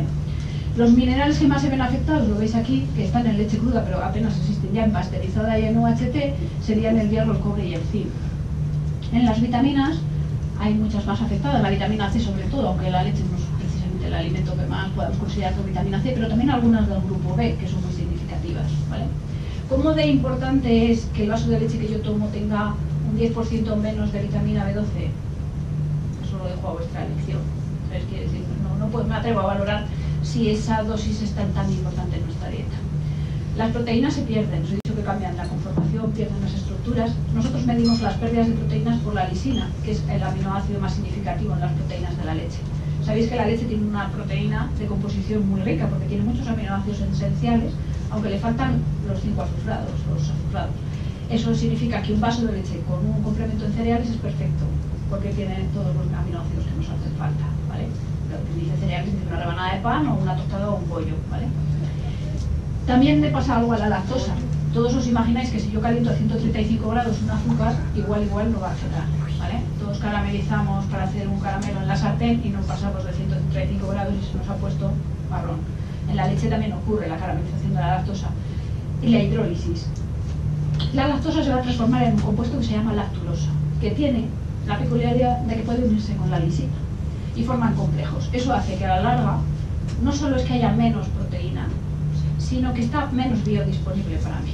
No solo es la pérdida, sino la biodisponibilidad de nutrientes. Luego, ¿hay una pérdida de valor nutricional? Sí. ¿Es muy importante y significativa? Si mi dieta es como la que llevamos todos aquí, para nada es significativa. Tenemos un exceso de nutrientes todo. Dicen, hay algunos estudios que dicen que con lo que, en verdad, perdonad la expresión, con lo que meamos los de los países ricos se alimentarían los países pobres, ¿vale? La cantidad de nutrientes que expulsamos porque comemos en exceso, no necesitamos lo que estamos comiendo, ¿vale? Entonces, hablar en este primer mundo de que perdemos valor nutricional, no sé, bueno.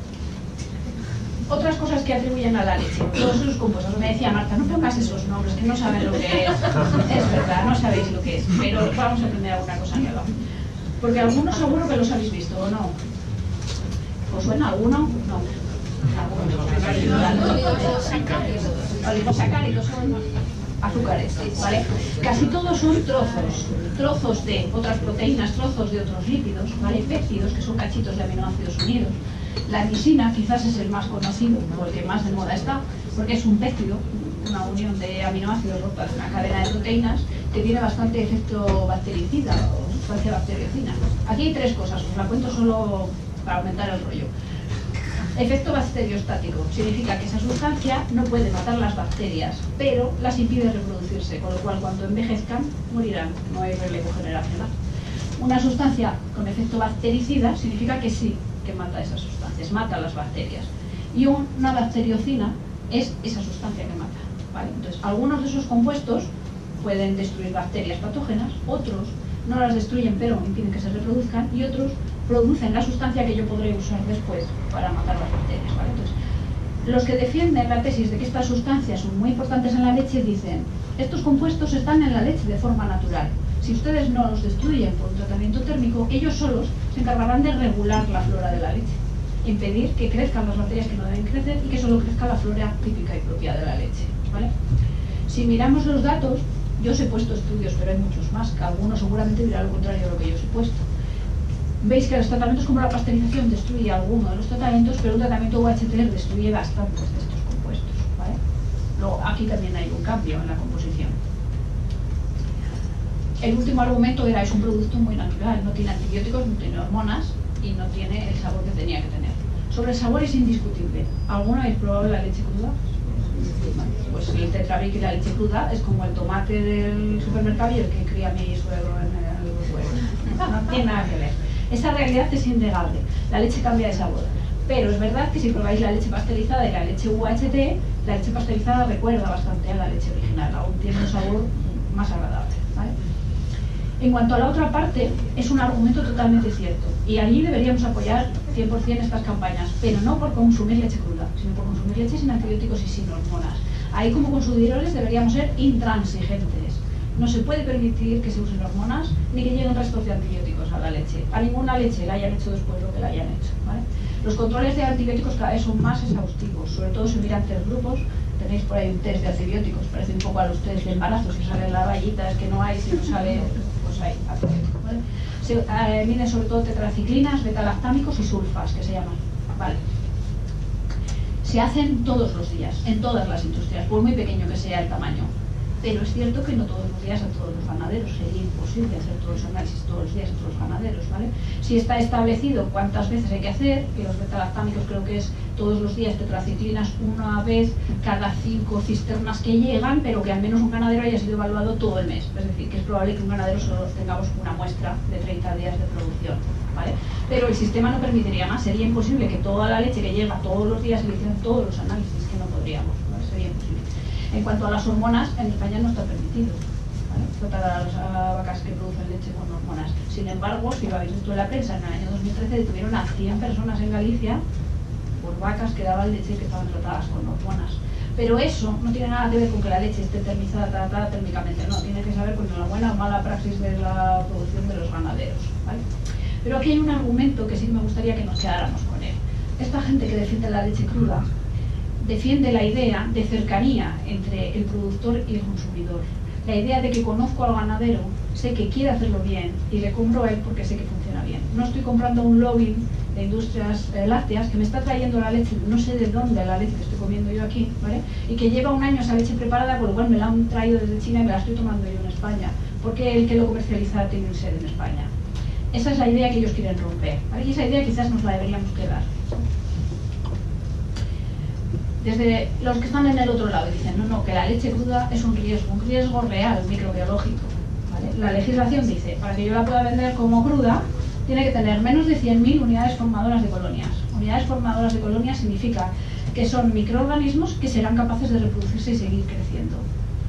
Distinto de las bacterias que puede haber en un momento que morirían, no son viables, ¿vale? Son unidades viables que seguirán reproduciéndose.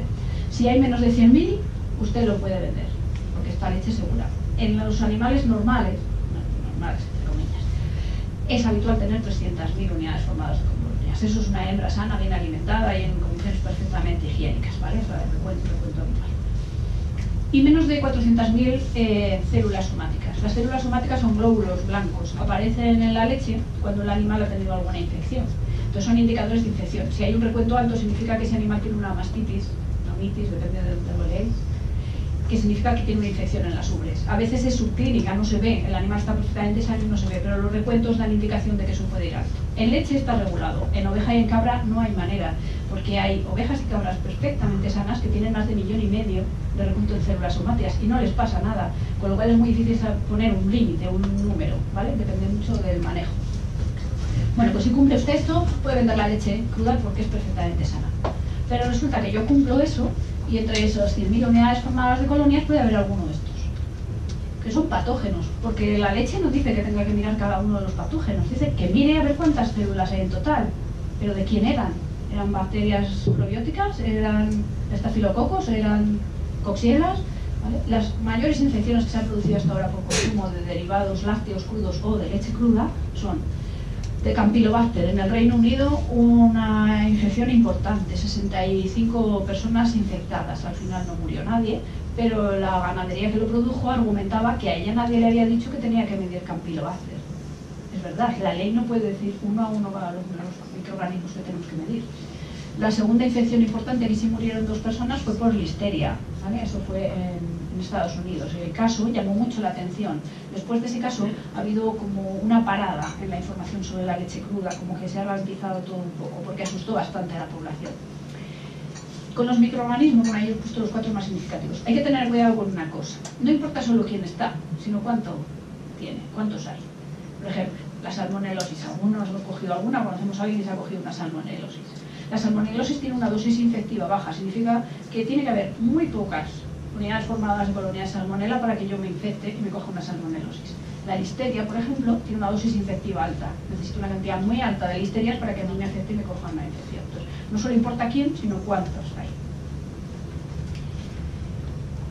Resulta que no solamente hay esto. Cuando se consume leche cruda, ha habido un brote importante de brucelosis, que parece una enfermedad que ya teníamos bajo control. Los controles veterinarios, las buenas prácticas y las campañas de vacunación parecen que la brucelosis y la tuberculosis las tenemos en control. Pues resulta que esas cepas que inocularon en las vacas para vacunarlas de la brucelosis aparecieron en la leche al final.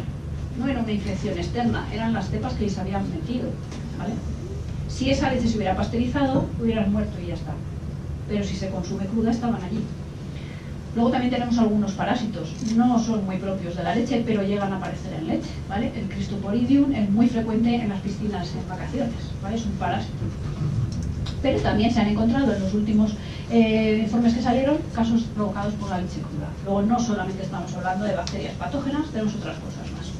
Me vais a reñir si me paso el tiempo.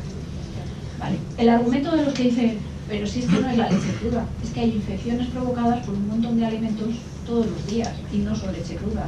Ahí también hay que darles la razón. Este ha sido el último caso que ha habido, una salmonelosis por leche en polvo. Esa leche estaba tratada térmicamente, por supuesto, estaba en polvo, no tenía nada que hacer. Ha sido una contaminación posterior, no venía de la leche, ha sido por el tratamiento. Es decir, la industria también genera infecciones. En esa parte ellos tienen razón.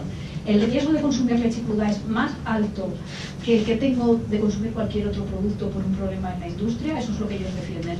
¿Es verdad? ¿Me podéis demostrar que la leche cruda produce más infecciones que el resto del grueso de los alimentos que se comercializan? Acabo con el resumen y luego cada uno me haga su opinión.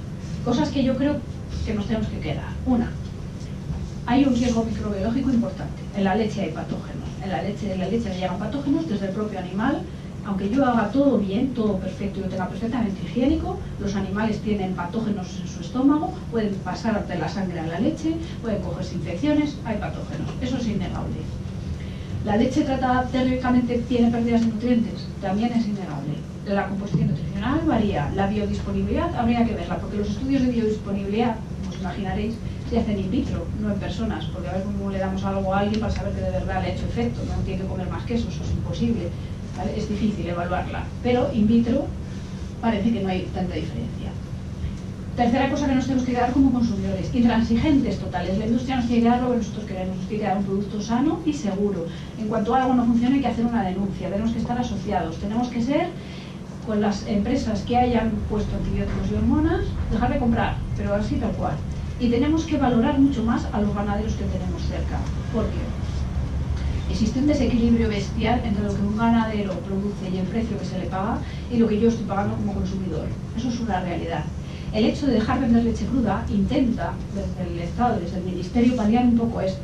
Permitirles una vía de escape, una salida, que ellos mismos comercialicen el producto que generan sin que una empresa intermediaria se lleve una parte y la industria final otra parte más del pastel, ¿vale? Entonces, hay que abogar por el producto local, por el producto cercano, por el ganadero que conocemos, ¿vale? Y podemos decir, bueno, pues la compro cruda, que es mucho más mejor en todo, y la hiervo en mi casa. Pues no, porque hervirla en casa es mucho peor que comprarla pasteurizada o HT, porque no controlo el tiempo, no controlo la temperatura, ¿vale? Y estoy provocando una pérdida de nutrientes mucho más alta de la que va a tener la leche que yo puedo comprar. La industria está trabajando duro en reducir tratamientos. Cada vez la leche llega mejor, porque hay muy buenas prácticas ganaderas. Si llega mejor en calidad microbiológica, yo puedo hacer el tratamiento menos agresivo, porque ya tengo una materia buena de partida. De hecho, habéis visto que cada vez usamos temperaturas y tiempos más controlados, ¿vale? Ahora, hoy por hoy, yo diría que consumir leche cruda para mí tiene un riesgo más elevado que los beneficios que me aportaría. Pero esa es mi conclusión y cada uno de vosotros tendrá la vuestra. ¿Vale? Pues muchas gracias.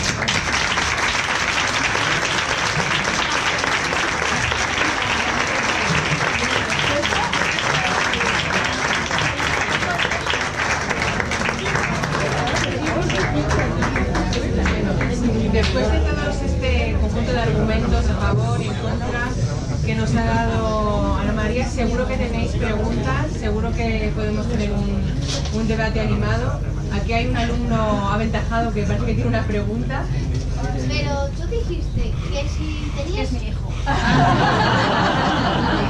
Que si eres ganadero que no podías venderlo porque sí. Y que si tenías una quesería que sí. Y si eres ganadero y tienes una quesería... Eso no se me puede vender. Si yo tengo una quesería pero no produzco la leche, no puedo. Si yo tengo una quesería pero no soy el ganadero que produce la leche, no puedo venderla. Tienen que reunirse las dos condiciones, ¿vale? Yo tengo una explotación de ordeño, pero a la vez tengo una transformación de esa leche. Luego por esa vía puedo vender la leche, porque no hay venta intermedia. ¿Vale? Soy operador. Muy buena pregunta. ¿Más preguntas? Por allí tenemos una. ¿Existe el mismo riesgo de uso de leche cruda en la industria de los quesos? El mismo informe, no he querido entrar, pero el mismo informe concluye que mantener 60 días un queso que ha sido elaborado con leche cruda no garantiza un 100% que no haya crecimiento de patógenos. ¿Y en quesos más? Que pasen más de 60 días. Un queso maduro, queso de oveja zamorano, con más de 60 días, no tendría mayor riesgo.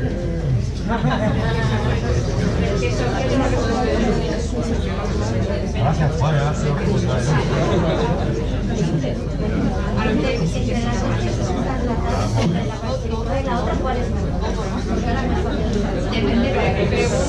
Preguntan que entre la pasteurizada y la UHT, ¿cuál es la mejor leche, la mejor opción? Tenemos riesgo de patógenos mínimo, yo nunca diré cero, mínimo en leche pasteurizada, una leche segura, siempre que yo la guardo en la nevera y no me pase la fecha de caducidad, y un valor nutricional más alto y un sabor más rico. Si yo me puedo permitir comprar con cierta periodicidad la leche, no la quiero tener almacenada o algo así, yo apostaría por la leche pasteurizada. Pero esto es como todo, es más fácil comprarla y tenerla en el armario y ir tirando de ella cuando necesito que estar pendiente todo el día. ¿Cuál es la diferencia entre la leche, bueno, y por qué es tan malo que la leche tenga antibióticos? ¿Y cuál sería la diferencia a nivel de antisepsia en la leche cruda, que hemos dicho que hay elementos bacteriostáticos y bactericidas que por ende también son antibióticos? No son antibióticos. Sí tienen un cierto efecto de destrucción de microorganismos, pero no se comportan igual que un antibiótico suministrado, ¿vale? El problema principal de consumir un alimento que lleva antibióticos es que al final generamos un cierto nivel de tolerancia, con lo cual los antibióticos que tú tomes después no te harán el mismo efecto. Las bacterias aprenden. Sí, o sea, que decimos que es un nivel elevado de antibióticos. No necesariamente. Las bacterias aprenden a defenderse, ya te he dicho que son capaces de esporular. Si tú las suministras regularmente antibióticos, las nuevas cepas aprenderán a crecer aún con esa presencia de antibiótico. Con lo cual, cuando el médico te lo dé a ti para curarte alguna enfermedad, la dosis que te dé no te hará efecto, porque tus bacterias están acostumbradas a ese nivel. Necesitaremos subir dosis o cambiar de principios activos. ¿Vale? Ese es el riesgo grande. De hecho, ya existen riesgos, ¿vale? Se han dado varios casos de algunos antibióticos que han desaparecido y se han reformulado porque no eran efectivos ya.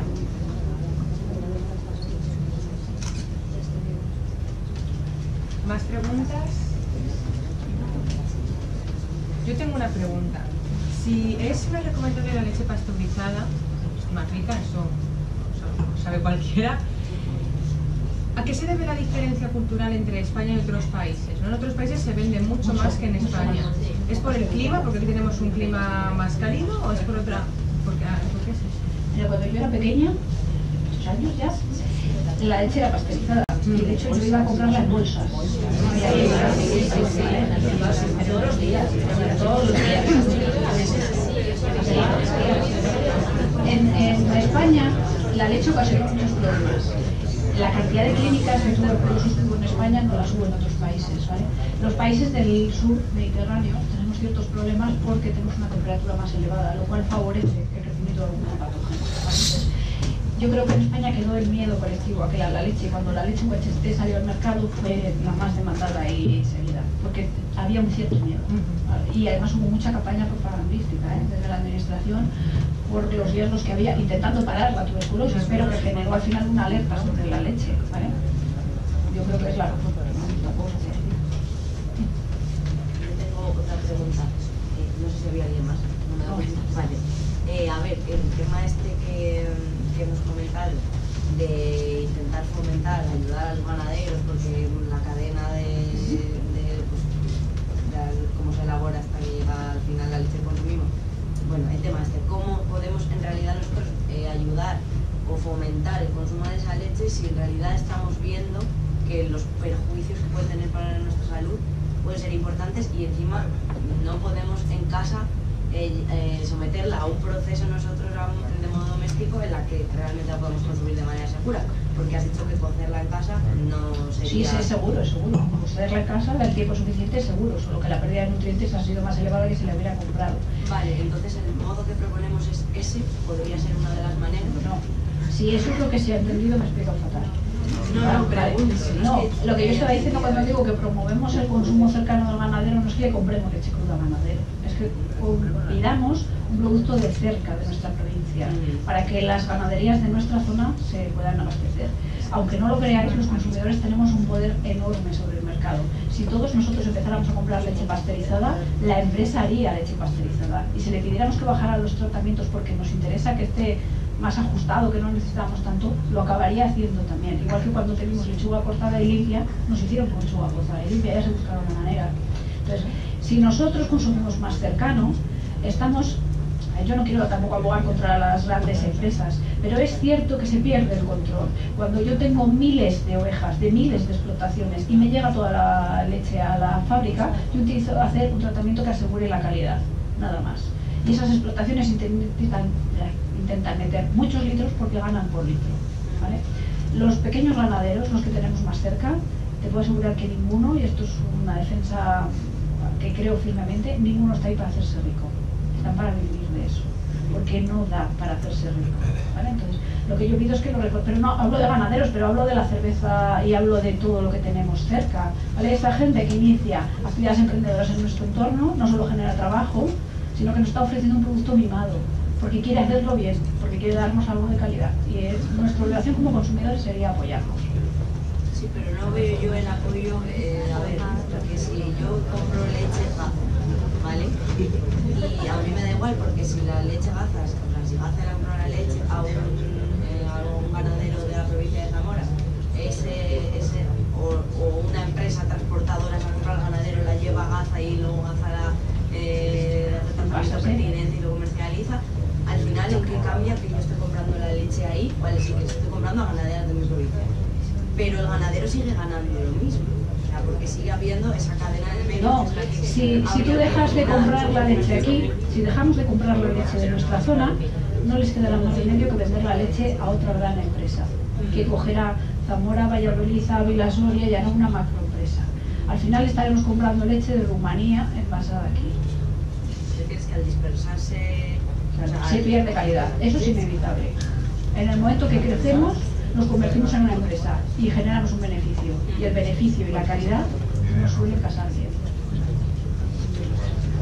¿No hay algún tratamiento no térmico que permita acabar con la situación? De momento hay muchos en estudio. Ahí están los pulsos y las ondas electromagnéticas, pero no parecen ser capaces de llegar hasta aquí, por lo menos en leche no. La leche es una matriz compleja, muy compleja, ¿vale?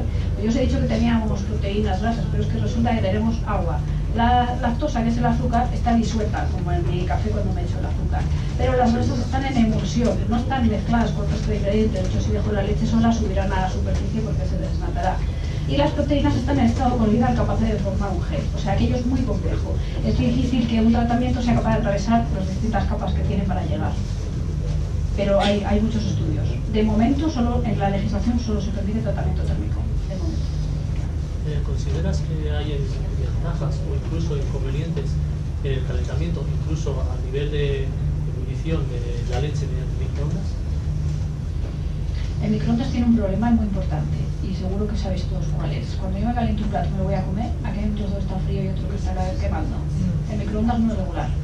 El microondas funciona por dipolos, ¿vale? Entonces, en una matriz con mucha agua es probable que la distribución sea adecuada, pero cuando hay distribuciones con más grasas, con más agua, la distribución no lo es.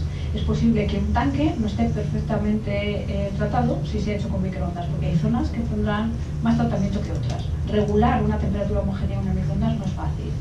No quita que pueda llegar a aplicarse, ¿vale? De hecho, están muchos estudios sobre microondas, igual que los pulsos y las ondas electromagnéticas, hay muchos estudios. Y altas presiones también se está trabajando mucho. Aunque en leche, de momento, hay muy poca cosa hecha. En otros productos hay mucho más. ¿Que la leche pasteurizada sea más cara frente a la leche es solo cosa de falta de demanda? Sí. La instalación que necesito para hacer pasteurizada es mucho más barata que la que necesito para hacer un OHT. El tiempo, mucho más corto. Pero yo tengo solo 7 días para vendértela, porque caduca. Eso me condiciona. Mi mercado se limita y necesito asegurarme que si vendo la mitad aún no estoy perdiendo dinero. Entonces, esos son condicionantes. Pero si todos compramos leche pasteurizada, bajará el precio. Pero todo esto estás hablando de la leche de vaca. Solo la de vaca. Solo la vaca. Hay leches de oveja en el mercado de cabra, cada vez hay más. Igual que creció lo que llaman leches, que os pido por favor que si algo sirve hoy, no le volváis a llamar leche a la leche de soja, a la leche de arroz, no es leche. Es una bebida de soja, una bebida de almendra, una bebida de arroz, aunque sea blanca y en vaso, sigue sin ser leche, ¿vale? Pero igual que ese mercado creció, también se ha intentado ampliar el mercado con leche de cabra y leche de oveja. Si dais la vuelta a los tetrabric, os vais a encontrar la sorpresa de que la mayoría de las leches de cabra y de oveja que venden llevan estabilizantes. Porque tengo un contenido en extracto seco más alto, tengo muchas más proteínas y mucha más grasa. Cuando le meto tratamiento térmico, eso no aguanta. Ya os he dicho que había pérdidas que digan que no aguantan y precipitan. Entonces, para que cuando yo abro el tetrabric no me encuentre un pozo debajo que no le gusta al consumidor, echan estabilizantes para que el pozo esté repartido, para que esté tan disperso que no se note. Pero ahí también tenemos que aprender. El yogur de fresa no es rosa, es blanco. No necesito un colorante. Pero los consumidores lo queremos rosa. Pues aprendamos un poco, a veces es cuestión de cultura, nada más.